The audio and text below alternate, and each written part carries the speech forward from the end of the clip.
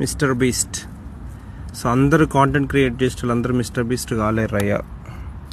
Mister beast కావాలంటే వాడు ఎన్నో సంవత్సరాలు ఎప్పటి నుంచో కష్టపడి ట్రై చేసి అట్లా వచ్చిండు అనమాట. చాలా కష్టాలు గో త్రూ అయ్యండి. మీరు కూడా అందరూ వాళ్ళ కష్టపడి అన్ని ఇయర్స్, ఒక 10-15 years కష్టపడితే ఆ రేంజ్కి వస్తారని. కష్టపడగలిగితే కష్టపడండి, బట్ అది చెప్పినంత ఈజీగా ఉండదు అది.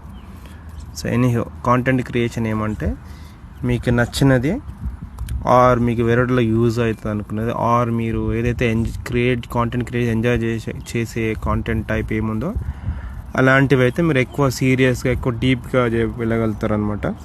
ఏం పని చేసినా సీరియస్గా కష్టపడాలి, సక్సెస్ రావాలంటే అంతే. అదర్వైజ్ టైంపాస్ లానే కాంటెంట్ క్రియేట్ చేసుకోవచ్చు, టైంపాస్ లాగా ఉండొచ్చు. That's up to you. ఓకేనా? సో మిస్టర్ బీస్ట్ లాగా కావాలంటే మాత్రం సీరియస్గా కష్టపడితే వాళ్ళలో 1/10 అన్న కావాల్సిన ఛాన్స్ ఉంటుంది. అంతే ముచ్చట.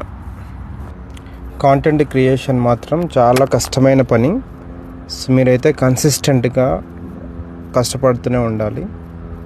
ఈవెన్చువల్గా ఓవర్ పీరియడ్ ఆఫ్ టైంకి మీకు సక్సెస్ వస్తుంది. కష్టపడుతూనే ఉండాలి. జస్ట్ కాంటెంట్ క్రియేట్ చేయగానే మనకు సబ్స్క్రైబర్స్ వస్తారు, ఫాలోవర్స్ వస్తారు అంటే వేస్ట్ ముచ్చట. అది కష్టపడితే పని అవుతుంది. అంతే ముచ్చట.